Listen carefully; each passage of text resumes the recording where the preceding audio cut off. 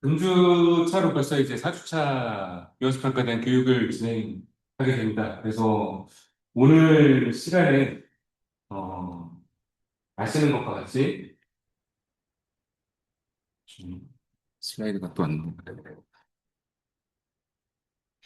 위원수평가의 절차 중에 위험 감소 대책 수립하고 수립된 내용에 대해서 시행도 해야 되겠죠. 시행을 하고 이에 대한 기록을 남기고 그리고 직원분들하고 같이 위험수평가에 대한 변경점을 공유하는 그런 방법에 대해서 확인을 해 보겠습니다. 그래서 들어가기 전에 간략하게 지난 주들 동안에 배웠었던 내용들을 다시 한번 복습하는 차원에서 간략하게 좀 진행을 해 보겠습니다. 그래서 첫째 주는 위험수평가에 대한 설명을 드렸고 위험수평가가 무엇인지 그리고 위험수평가를 안전에 빗대어서 안전하다라고 얘기를 하는 게 우리가 어떻게 구체적으로 설명을 할 수 있는지를 위험수 평가를 통해서 우리가 안전하다, 불안전하다라는 것에 얘기를 할 수 있을 거다라고 말씀을 드렸고요. 그리고 위험수 평가 자체의 법적인 정의와 그리고 절차에 따른 순서 이런 것들을 말씀드렸습니다.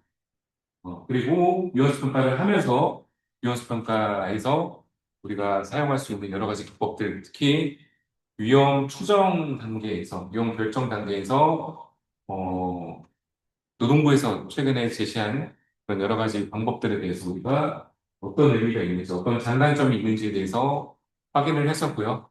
그래서 지금까지 이 교육을 들으신 분들은 그런 내용들을 어느 정도 숙지하실 거라고 생각이 됩니다. 그래서 위험에 대해서 실질적으로 위험수 평가를 하게 되면은 가장 첫 번째로 사전 준비 단계를 시작을 하죠. 사전 준비 단계를 통해서 우리가 위험수 평가에 필요한 여러 가지 정보들 취합을 하고 그리고 우리가 가지고 있는 위험수 평가 하는 방법에 대해서 다시 한번 검토를 하고 사업장에서 규정하고 있는 내용들에 대한 확인을 하고 업데이트를 하는 시간 이런 것들이 사전 준비 단계라고 보시면 되겠습니다. 그리고 실질적으로 이제 위험 요인을 찾아야 되겠죠. 그래서 위험 요인 찾을 때 가능한 많은 위험 요인을 찾는 게 중요하다라고 말씀드렸고요. 네, 그래서 가능한 많은 위험 요인을 찾아야 하니까 우리가 위험 요인이 무엇이 있는지를 많이 알아야 된다라고 말씀을 드렸습니다. 그래서 첨부되어 있는 여러 가지 그 위험 요인들이 어떤 것들이 있는지를 같이 참고를 하시면 되겠고요. 상급차 때는 이런 위험 요인을 찾은 것들에 대해서 얼만큼 이게 우리가 실질적으로 위험한지에 대해서 추정, 결정을 하고 과연 이 위험성을 얼만큼 허용을 할 것인지에 대해서 결정하는 그런 전제, 그런 것들이 상급차 때의 내용이라고 보시면 되겠습니다. 그래서 허용 가능한 위험, 그리고 허용 불가능한 위험이 판단이 되면은 그때 허용 가능한 위험도 같이 포함하면 좋겠지만 우선적으로 허용 불가능한 위험을 어, 낮추기 위한 그런 활동들을 하는 게 위험성 감소 대책의 수립에 대한 내용으로 이번 주차에 내용을 진행하게 됩니다. 4주차 내용 본격적으로 한번 들어가서 보겠습니다.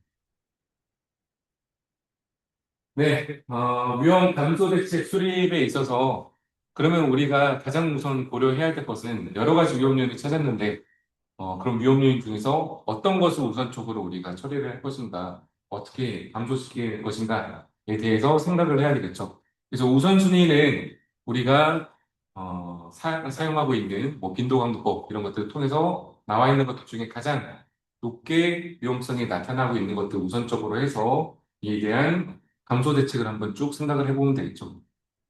여러 가지가 있을 겁니다. 상당히 예를 들어서 추락에 대한 개고부에 대한 위험이 있으면 이런 개고부 위험에 대해서 우리가 현장에서 어떻게 컨트롤을 할 것인가 다양한 방법들이 있겠죠. 이 추락 위험을 아예 막기 위해서 옆에다가 난간을 설치한다든지 아니면 빠질 수 있는 그런 계곡 자체를 없앨 수 있도록 어떤 추가적인 장치, 설비들을 구입한다든지 아니면 안전 모니터링을 계속해서 작업자가 빠지지 않게끔 현장에서 관리를 할 것인지 다양한 방법들이 있을 겁니다. 이런 방법 중에서 우리가 그래도 계속해서 여러 가지 이런 활동들을 다 하면 좋겠지만 우선적으로 시급하게 해야 될 그럴 방법들을 빨리 선택을 해야 할 겁니다. 그래야지 우리가 네, 원하는 시간에 작업을 진행할 수 있고 완료를 할 수 있겠죠. 그래서 가장 먼저 고려해야 될 것이 무엇인가 많이 들어보셨을 겁니다.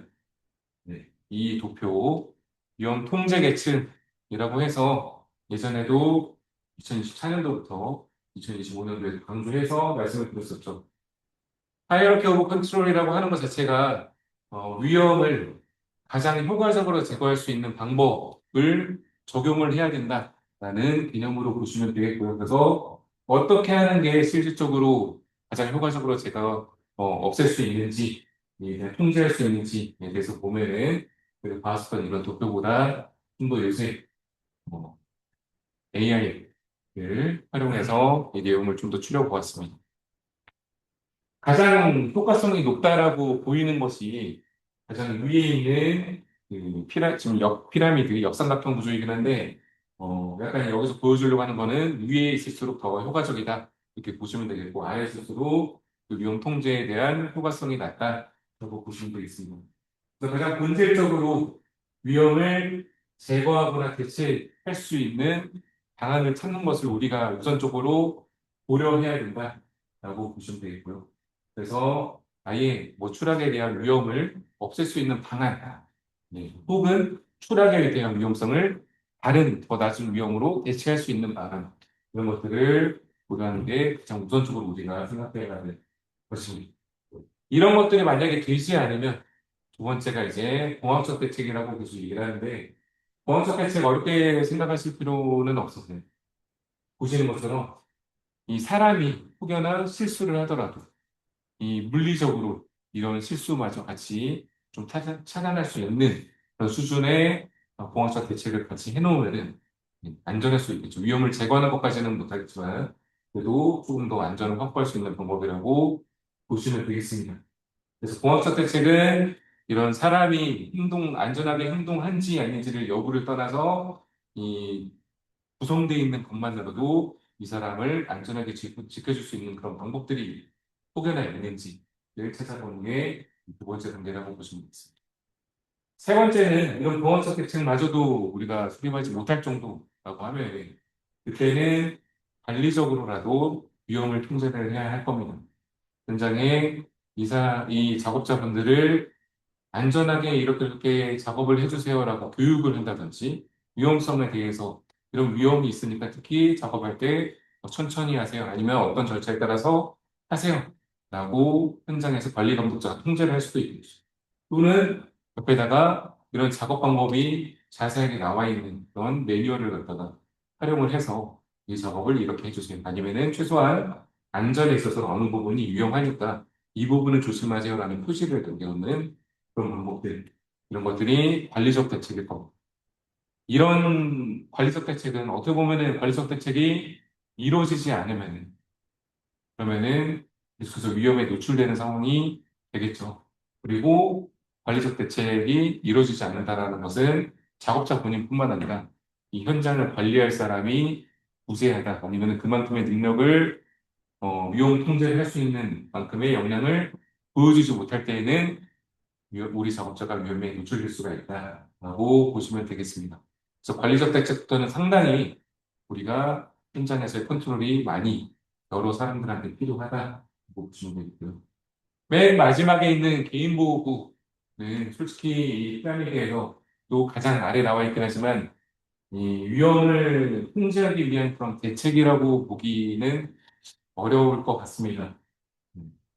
가장 마지막에 고려한다라고 하긴 하는데 우리는 이 PPE를 착용했다는 것만으로도 추락을 할 수 있는 그 가능성 자체를 줄이는 것은 그렇게 효과적이지 않다. 이 PPE는 대부분 이 발생되는 이런 충격, 역량 이런 것들을 줄여주기 위한 역할을 하는 것들이 크다 보니까 PPE는 그래서 안전에 있어서 가장 어떻게 보면 마지막에 고려해야 될 사항이기도 하고 어떻게 보면 최소한 우리가 기본적으로 구비해야 될 사항이다. 그 혹여나 발생될 수 있는 그런 위험에 대해서 역량을 줄이기 위해서 PPE가 필수적인 조건이다라고 보시면 되겠습니다. 그래서 이런 것들을 네, 이런 것들까지도 하지 않으면은 실제 우리는 그 작업에 있어서 작업자를 손 놓고 보고 있다라고 해야 되겠죠. 물론 우리 사업자는 뭐 그렇게 하지 않을 거라고 생각이 듭니다. 그래서 여기 아래에 나와 있는 원칙의 내용과 같이 가장 효과성이 높은 것을 그럴 방법을 할 수 있는 방법을 찾는 게 좋겠죠. 네, 그런데 이게 현실적으로는 좀 어려울 수 있다는 것도 이해를 합니다. 다음 예시로 각각의 대책에 대해서 좀 더 자세하게 봐보겠습니다. 이렇게 계곡에 의한 추락 위험이 있는 곳에서 작업을 해야 됩니다. 작업을 해야 되는데 아까 말씀드린 것처럼 제거할 수 있는 추락의 위험을 제거할 수 있는 제거에 대한 방안, 예를 들어서 계곡 자체를 아예 메꿔버리거나 아니면은 보조 작업 자체를 하지 않도록 하는 작업 방법을 변경한다든지 이런 것들로 제거나 대체를 할 수가 있겠죠. 이런 것들이 만약에 이루어지지 못하면은 현장에서 그래도 더 높은 위치에서 작업을 해야 돼. 대구가 있는 상태에서 작업을 해야 돼. 그러면은 두 번째는 공항적 대책으로 해서 안전난간을 구성해서 그리고 이 대구부가 있는 포인트는 커버 같은 것들을 사용해서 접근해서 추락에 대한 위험을 막도록 공항적 대책을 우리가 생각할 수 있을 겁니다. 이런 것들이 만약에 커버가 있다고 해서 그렇다고 사람이 추락을 하지 않을 거다. 뭐 이런 100% 그런 안전을 보장할 수 있다라고는 얘기를 하시는 분들이죠. 그래서 가장 중요한 것은 제거나 대체이긴 하지만 그러지 못할 경우에는 이렇게 공학적 대책으로 해서 난간이나 계곡을 막을 수 있는 이런 덮개 설치하는 게 두 번째 우리가 고려해야 될 방법이라고 보시면 되겠습니다. 세 번째는 이렇게까지도 하지 못한다라고 하면은 이 바깥쪽에 번개 표시를 이렇게 해, 네, 보통은 이렇게 안전띠를 부른다든지 테이프 이런 마스킹을 뭐 입혀놓는다든지 하는 경우가 있는데 네, 이렇다고 해서 작업자가 그쪽으로 기대거나 하면은 떨어질 수 있는 가능성은 여전히 남아있죠. 그래서 관리적 대책은 그만큼의 효용성이 안전을 통제할 수 있는 효용성이 높지는 않다. 그래도 현장에서 우리가 할 수 있는 현실적인 위험 감소 대책이라고 하면은 이것마저도 적용을 해야 되겠죠. 계속해서 작업자한테 주의하고 안전표시 이런 것들 확인하게 하고 옆에 지나갈 때는 천천히 뭐 이동하세요. 뛰지 마세요. 뭐 이런 여러 가지 작업에 대한 안전 뭐 가이드를 준다든지 소승을 준다든지 하는 것들이 관리적 대책이 되겠습니다. 그리고 맨 마지막에 개인보호구는 혹여나 이거는 추락을 가정한 상황에서도 그 추락에 대한 충격을 줄일 수 있도록 하네스, 안전, 안전대를 착용해서 이 작업자가 추락에 대한 영향을 최소화하도록 하는 게 이렇게 개인보호에 대한 내용이라고 보시면 되겠습니다. 그래서 이렇게 보시면은 조금 더 이해가 쉬우시겠죠. 각각의 내용은 지금 여기는 추락에 대한 내용이 나와 있긴 하지만 나중에 슬라이드를 보시면은 어, 노동부에서 최근에 제공한 내용이 있습니다. 어, 그 안전한 랩터 점검을 하면서 우리가 가장 많이 사망사고가 발생되는 위험에 대해서 각각의 공학적 대책이나 아니면 관리적 대책 뭐 이런 것들이 어떤 것들이 있는지 방안에 대해서 나와 있으니까 참고를 하시면 좋을 것 같고요. 그래서 이 본질적 대책에 대해서 한번 좀 더 자세히 보시죠. 저희 작업을 할 때 이 위험의 근원 자체를 지워버리는 게, 없애버리는 게 이 제거에 대한 위험이라고 보시면 됩니다. 그래서 위험 작업 자체를 아예 안 하게 할 수 있다든지, 아니면은 뭐 위험점이 발생되는 것들을 아예 없앨 수 있다든지 하는 것들이 제거에 대한 방법이다. 이 제거에 대한 방법은 우리가 가장 효과적이라고 얘기를 하지만 비용이 많이 들 수가 있습니다. 그만큼 우리가 더 설비 투자를 해야 되고, 우리가 금전적인 뭐 이런 설비에 대한 보충들 이런 것들을 해줘야지 확실하게 제거가 될 수 있다라고 보는 포인트가 많이 있죠. 그래서 우리가 이렇게 쉽게 접근을 하지만 우리가 또 하나 접근해야 될 방법은 작업 방법에 대한 변경 이런 것들도 계속해서 고려를 해야 됩니다. 그러면은 큰 비용 들이지 않고서도 위험을 제거하거나 대체할 수 있는 방법들이 있을 겁니다. 그래서 두 번째는 이 대체에 대한 내용은 조금 더 안전한 물질. 아예 완벽하게 안전하다고 얘기하기는 어렵더라도 그 독성이 조금 더 낮은 수치를 보인다든지 이런 영향력이 더 적은 물질로 대체하는 것들 이런 것들이 실제 우리가 확인할 수 있는 그런 방법이라고 보시면 되겠습니다. 그래서 대체에 대한 내용들, 화학물질 특히나 그 화학물질 구매에 있어서 안전팀을 통해서 확인을 받고 계시죠. 저희가 확인하는 내용 중에 하나가 조금 더 안전한 물질, 이 시중에 나와 있는 이런 제품들을 사용할 수 있는지 없는지 이런 것들도 확인을 해서 피드백을 드립니다. 이런 것들이 현실적으로 우리가 위험성 평가에 있어서 화학물질 취급에 있어서의 대체할 수 있는 이런 방법이라고 보시면 되겠습니다. 이런 것들을 산업에서도 이런 페인팅이나 뭐 이런 것들 작업을 해야 돼라고 하시면은 한번 시중에 조금 더 안전한 물질이 있는지 확인하시고 약간 조금 더 금액이 더 높더라고요. 요새는 뭐 친환경 아니면 그 그런 에코 뭐 이런 것들을 붙여가지고 좀 더 뭐 그린 이런 것들 붙어서 좀 더 이제 독성이 더 연하다 뭐 이런 제품들이 많이 나오는데 그런 것들에 대해서 우리가 도입하는 것도 고려를 해보시는 게 좋을 것 같습니다. 이와 같이 존재하고 있는 이런 위험을 조금 더 낮은 영향력으로 대체할 수 있는 아니면 다른 위험으로 대체할 수 있는 이런 방법들을 찾는 게 필요하겠죠. 세 번째는 네, 공학적 대책입니다. 그래서 특히 우리가 봐야 될 것은 어, 현장에 있는 안전 장비라고 그 안전 도구, 안전 장비라고 불리는 것들 이런 것들이 어떻게 역할을 하는지를 잘 이해를 해야 됩니다.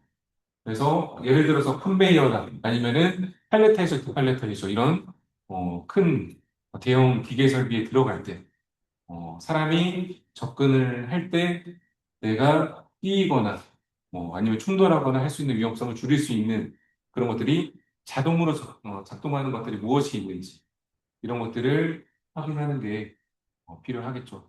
우리는 많은 설비들이 이런 보안적 대책들이 이미 적용이 되어 있습니다. 적용이 되어 있는데 없는 곳도 있겠죠. 없는 곳은 이런 보안적 대책을 바로 적용하기는 힘들 수 있습니다. 하지만 네, 고려를 충분히 할 수 있겠죠. 여기다가 안전 센서를 조금 더 부착해 그걸로 PLC로 연결해서 통제할 수 있는 방안을 만들 수 있어. 라고 하면은 우리가 그런 보안적 대책까지도 없는 이런 수준을 보안적 대책 이상으로 끌어올릴 수 있는 그런 방안들이 여기저기에 많이 있다 보시면 되겠습니다. 그래서 현장에서 이런 그 보안적 대책으로 작용하는 장비들이 무엇이 있는지도 많이 아는 것이 필요합니다. 네, 이런 것들에 대한 가이드를 존에서 GTS라는 기준으로 얘기를 하기도 하고요. 우리 산업법에서는 산업안전보건 기준에 관한 규칙 뭐 이렇게 이런 각각의 이런 요구사항들이 많이 나와 있는데 그런 내용들이 무엇인지를 알고 적용하면 좋은데 내용이 어려우면은 그래서 안전팀을 통해서 한번 다시 확인을 받으시면서 또 보안적 대책도 같이 준비를 하면 될 것 같습니다. 중요한 거는 공학적 대책이 적용이 되지 않는 경우가 또 있겠죠. 예를 들어서 우리가 바이패스를 해야 할 상황이 있어. 여러 가지 테스트를 한다든지 아니면 시동 운전을 한다든지 할 때 공학적 대책이 있음에도 불구하고 공학적 대책이 작용하는 상태에서는 이 설비를 테스트할 수 없어. 라고 하면은 그때는 어떻게 컨트롤을 할 것인가? 이런 것들이 이제 관리적 대책으로 부분들이 되죠. 그래서 관리적 대책으로 봤을 때는 이 보완적 대책을 우리가 가입해서 상황이든 아니면은 이런 보완적 대책 자체가 아예 없는 상황에서 우리가 할 수 있는 방법들이 무엇이 있는지를 찾아보시면 되겠습니다. 실제 여기서 봤을 때는 그래서 우리가 다시 한번 안전하게 작업에 대한 순서를 정하고 이 순서에 누가 활동할 것인지 이런 것들도 명확하게 어사인을 하고 이 사람들이 되도록이면 사용하는 장비, 도구들 이런 것들로 통해서 기계 설비를 만든다든지 해서 위험성을 직접적으로 접근하지 않도록 관리하는 게 필요합니다. 이런 관리가 굉장히 핵심이라고 보시면 되겠고요. 이런 관리에 있어서 그래서 관리감 녹자가 현장에서 봐야 할 포인트들이 많이 생기게 된다라고 보시면 됩니다. 이 공학적 대책에 대한 내용과 관리적 대책에 대한 내용이 우리 위험수 평가에서 그리고 작업허가에 있어서 안전 확인 사항으로 들어가 있는 것들이 이러한 내용이라고 보시면 되겠습니다. 물론 PPE로 그 최소한의 그런 내용이니까 PPE로 들어가겠죠. 근데 주로 우리가 작업허가 상황을 봐서 작업 시작하기 전에 다시 한번 안전 확인을 할 때 이런 공학적 대책이 잘 작동하는지 아니면 관리적 대책이 현장에서 잘 이루어지는지를 확인하는 게 우리 작업 허가에 대한 내용이다라고 보시면 되겠습니다. 그래서 이런 내용들이 관리적 대책으로 우리가 구성해야 될 거고, 그래서 가장 현실적인, 좀 더 유용한 작업 허가는 거기에 있는 내용으로만 체크를 하지 마시고요. 추가로 거기다가 더 안전 확인 사항들을 더 기입하셔도 됩니다. 그만큼 내가 안전에 대해서 관심이 있고 우리 작업하시는데 안전에 대해서 이런 것도 확인을 했다라고 하시면은 거기다가 추가적으로 안전 확인하신 거에 대해서 기입하신다고 누가 뭐라고 하지 않아요.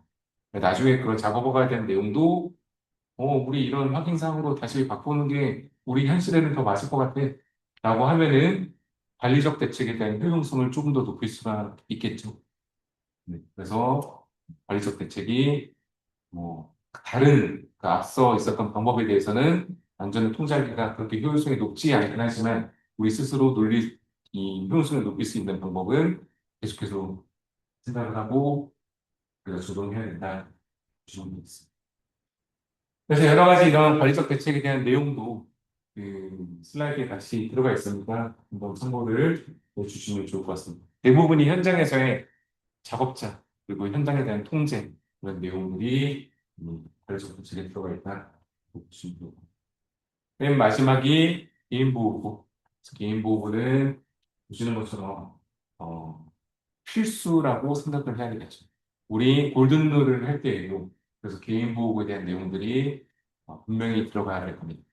각 공정별로 골든룰에 대한 얘기를 할 때 우리 공정에는 어떤 PPE가 필요한지 뭐 혹은 이 PPE에 대해서 어떻게 착용하는 게 안전하게 착용하는 거다 이런 내용들을 준수할 수 있도록 골든룰에 넣는 것 이런 것들이 우리가 이 맨 마지막 단계인 PPE에 대한 내용을 챙겨서 이 TSM 기반으로 적용을 한다 이 얘기를 할 수가 있겠습니다. 그래서 전체적으로 요약을 한 내용입니다. 보시면은 네, 가장 위에 있는 것들이 재거나 대체하는 것들이 가장 효율성이 높다. 뭐 이런 것들로 개념으로 접근을 하시면 좋을 것 같고요. 그다음번이 공학적 대체, 관리적 대체, 그리고 PP 이런 것들이 있다. 다시 한번 생각을 해주시면 되겠습니다. 여기 나와 있는 내용들이 네, 그 노동부에서 제시한 여러 가지 공학적 대책이나 관리적 대책에 대한 내용들입니다. 좀 위험성에 대해서 이렇게 있는데 실제 저는 이런 위험성에 대해서 우리가 이미 여기 나와 있는 것보다 더 많은 통제 방안들을 알고 계실 거라고 생각이 되세요. 그래도 최소한 이런 것들이 노동부에서 가이드를 줬다는 것은 어, 노동부 점검 시에도 이런 포인트가 점검 포인트가 되겠죠. 그래서 우리가 위험 평가를 할 때 이러한 대책들이 들어가 있는지를 다시 한번 확인을 하는 게 필요하겠습니다. 그래서 예전에 이런 위험 통제 계층에 대한 예시 이런 것들도 실제 했었습니다. 저희 위험 평가를 하면서 이런 위험 통제 계층이 계속해서 접목되도록 여기에 계신 교육 들으시는 위험 평가 담당자 아니면 위험 평가 전문가를 준비하시는 분들 그리고 관리 감독자분들은 현장에까지 전달이 될 수 있도록 촉진을 해주시면 좋겠습니다. 내용들을 홍보하시고 중요한 거는 네, 누락될 수 있는 부분입니다. 우리 위험 평가에도 마스터 리스트를 그래서 계속해서 활용을 하시는 게 필요하다 이렇게 말씀을 드리는데 마스터 리스트의 위험 평가에 대한 변경 내용 우리가 검토한 내용 이런 것들에 대해서 기입을 하시라고 말씀을 드리는데 이럴 때 중요한 것은 위험에 대해서 통제할 수 있는 방안이 수립됐으면은 어떻게 진행을 할 것인지에 대해서 누가 진행할 것인지 언제까지 진행할 것인지에 대해서 명확하게 수립을 해 놔야 되겠죠. 그래야지 암만 좋은 대책을 세워봤자, 계획을 세워봤자 현장에 적용이 되지 않으면은 의미가 없을 겁니다. 그래서 분명히 누군가가 이런 위험을 발견했으면 그 사람한테 오히려 더 지정을 해서 이 위험성을 대체할 수 있는 방안을 한 번 더 연구해 봐봐. 같이 얘기해 봐봐. 좀 더 어사인을 주고 이 현장에 대한 위험성을 확인을 하고 대책까지 수립해서 시행까지 하도록 하는 게 실질적으로 연수평가에서 이루어져야 된다. 우리가 놓치지 말아야 된다. 라고 기억을 해야 되겠습니다. 그래서 꼭 담당자분한테 아니면은 담당자분이 처리하기 어려우면은 우리 뭐 관리감독자분들이 아니면 관리감독자 선에서 처리가 안 되면은 보전팀이나 아니면은 팀 매니저분한테 이 위험 개선에 대한 내용이 어떻게 진행되고 있는지를 명확하게 알려주셔야 됩니다. 꼭 알려주시고 이거에 대한 진행 사항들을 계속해서 만들어 나가는 게 필요하다 주의했습니다. 다른 내용들은 앞에서도 말씀드렸고 현장 적용성에 대해서 그래서 현장에서 많은 의견을 주셔야 합니다. 제가 안전팀에서 현장을 갔을 때 이런 방안으로 하시면 어때요? 라고 했을 때 그렇게 진행하는 게 현실적으로 작업할 때 맞지 않다. 라고 하면은 그 맞지 않다라는 그런 어려움을 같이 소통하고 개선할 수 있는 방안을 찾아야지 이런 방안이 소통이 안 되고 하면은 이런 것들이 쇼컷이 발생됩니다. 셀프리스키 솔까만 하고 있는데 그 대상이 이런 대상이 된 겁니다. 그래서 현장하고 맞지 않는 그런 안전 대책이 있다면 다시 한번 우리가 소통하는 시간을 통해서 무조건 안전팀이 맞아가 아니라 현장에 접목할 수 있는 안전 통제 방법이 이런 것들이 있어. 한번 같이 이걸 적용할 수 있는지 확인해 봅시다. 접근을 하는 게 좋을 것 같습니다.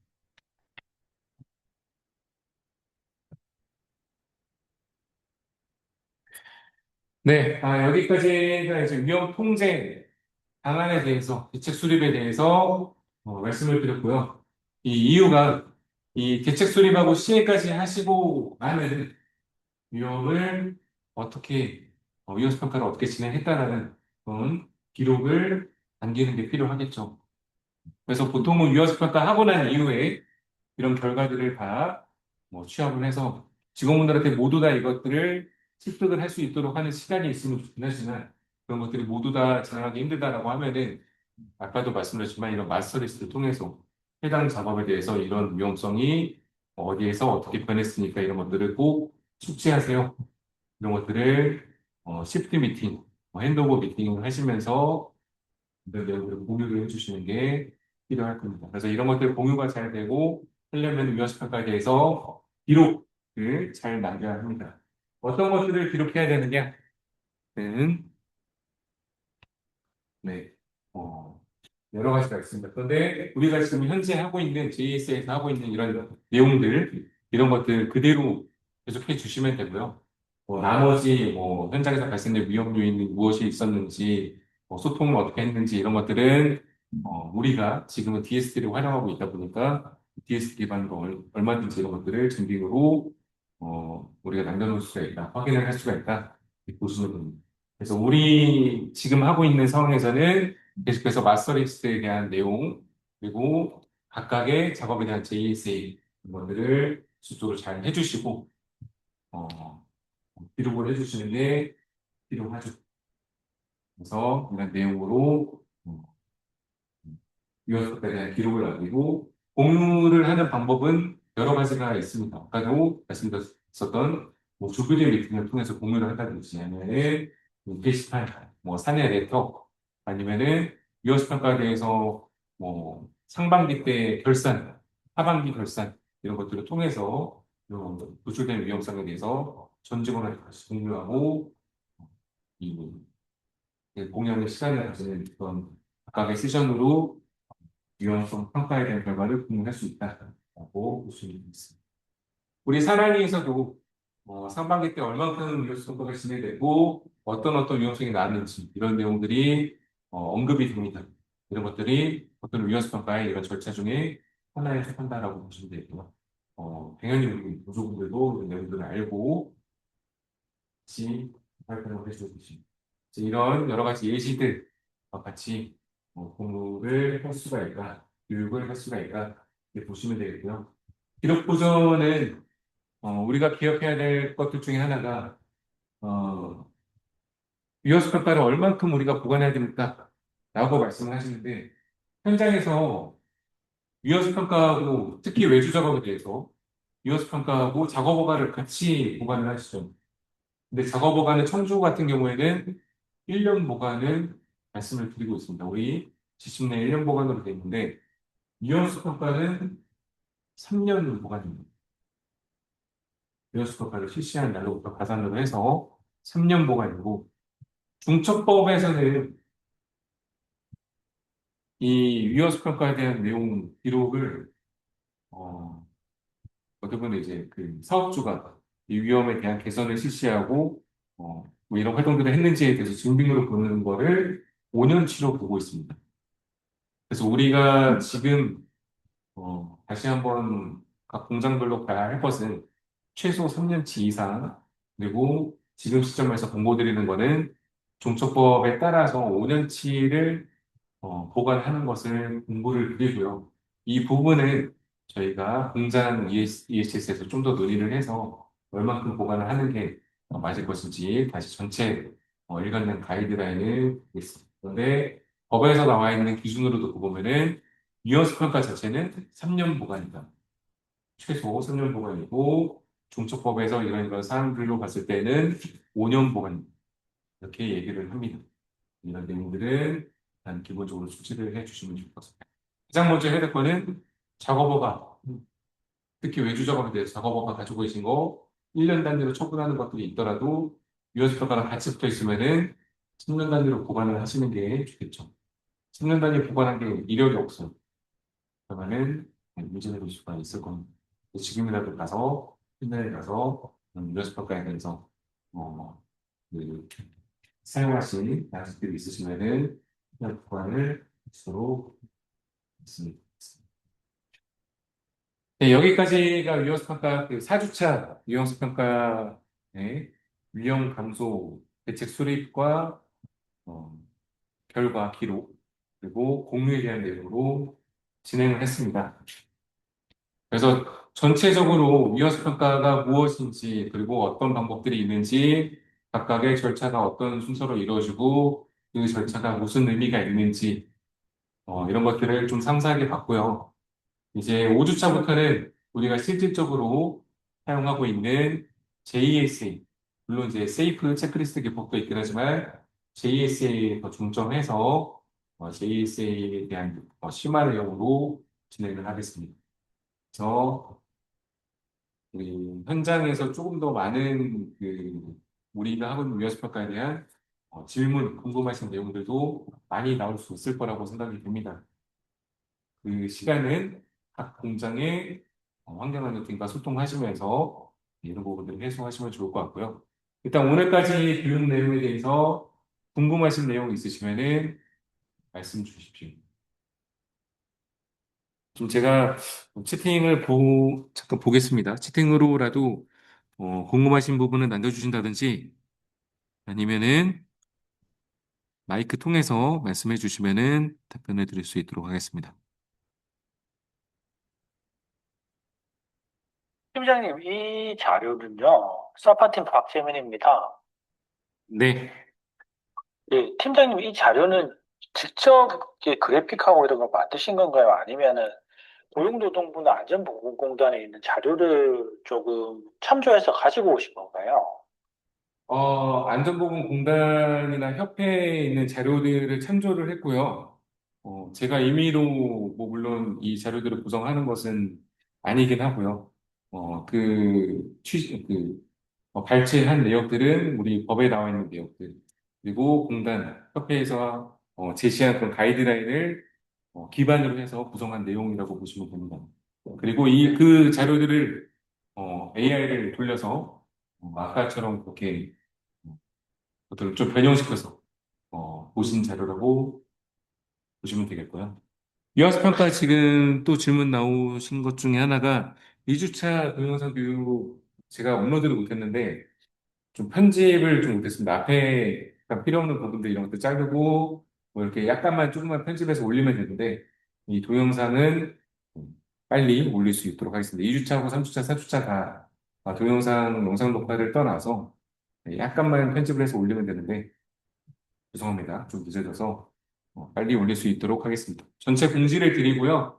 2주차하고 3주차, 4주차도 역시 동일하게 QR코드나 아니면 이제 그 마이크로 폼즈 통해서 접속 가능하시고 그쪽으로 출석 이력을 남겨주셔도 1주차부터 4주차까지 모두 다 이수했다라고 보시면 되겠습니다. 그래서 꼭 그쪽에다가 소속하고 성함 그리고 교육 이수했음을 본인이 처약하는 그런 내용까지 체크를 해서 이력을 남겨주시면 되겠습니다. 중요한 거는 영상을 잘 보셔야 되겠죠. 언제든지 보실 수가 있으니까 유튜브로 올려놓는 방법으로 지금 계속 진행을 하고 있어서 유튜브 통해서 언제든지 보실 수 있으시니까 필요하실 때 언제든지 보시고요. 이 전체 교육 자료는 제가 매주마다 드리고 있는데 1주차하고 2주차에 대한 교육 내용이 조금 더 제가 추가해 놓은 것들도 있어서 다시 한번 전체 교육 자료는 또 공유를 드리겠습니다. 1주차부터 4주차까지 해서 전체 교육 자료를 다시 또 공유를 드리고 있습니다. 우리 폴더를 하나 만들어서 우리가 이게 활용이지 않나. 네. 그게 가장 좋은데, 약간 어려운 것들 중에 하나가 저희가 고용 폴더 만들어 놓으면은 여기에 참석하신 분들 외에도 다른 분들도 다 들어오실 수가 있거든요. 그래서, 일단은 저희가 대상자를 또 이렇게 한정해 놨기 때문에 한정해 놓으신 분이 들어오시면 되는데, 100명 가량 되시는 분을 다 수기로 그 권한 허용을 한다는 게 좀 약간 제가 뭐 방법을 잘 몰라서 그럴 수도 있긴 하겠지만, 그게 굉장히 많이 시간이 걸립니다. 그래서, 이거는 저희가 그 GBS 팀하고 같이 논의해서, 그, VPO E 라이브러리, 이런 것들을 통해서, 거기는 이제 전체 접속이 가능하시니까, 그쪽을 통해서라도 올려놓는 그런 방안을 마련해서 공지드리겠습니다. 아이고, 네, 아이고, 내가 지금 보고 편하게 바꿨어. 네, 알겠습니다. 되도록이면 이 라이브러리 같은 공용 폴더를 사용할 수 있도록 하겠습니다. 또 궁금하신 부분 있으실까요?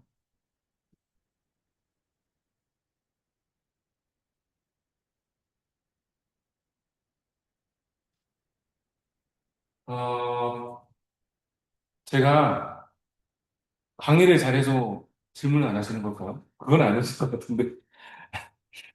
뭐 다른 것보다 예상했던 것이 공장에서 실제 JSA를 하시면서 많이 궁금하신 부분이 있으실 거예요. 그래서 JSA 교육을 할 때, 그때 아마 조금 더 많은 질문을 하시지 않을까 생각이 듭니다. 그래서 그 JSA 교육에 많이 참여를 해주시고, 또 현실적으로 또 위험스쿨에 대한 어려운 부분들, 이런 것들이 있으면은 또 의견 주시고, 그런 부분들을 최소화할 수 있도록 하는 게 우리 환경안전보건팀의 역할이라고 생각이 됩니다. 그래서 그런 부분은 저희도 계속 고심하고, 도움을 드릴 수 있는 방안을 찾아보도록 하겠습니다. 그래서 우리 각 공장의 공장 안전팀과 위험스쿨에 대한 추가 소통을 하시면서 우리 모두 안전하게 작업을 할 수 있다는 것을 위험성 평가를 통해서 설명을 잘 하실 수 있는 그런 수준이 모두 갖추어지시도록 되면 좋을 것 같습니다. 제 개인적인 바람이고요. 모두 잘 하실 거라고 생각이 듭니다. 우리 이미 우리는 좋은 위험성 평가에 대한 체계를 가지고 있고 해왔었고 모두 다 지식 수준도 많이 향상이 됐고 지금도 사용을 하고 있기 때문에 잘 하실 거라고 믿습니다. 음, 추가 질문이 없으시면 여기까지 교육을 하고 마무리하겠습니다. 4주 동안 고생 많이 하셨고요. 5주차 교육이 없는 게 아닙니다. 5주차 때 또 이어서 JSA 심화학습으로 공장에서 참여를 부탁드리겠습니다. 수고하셨습니다.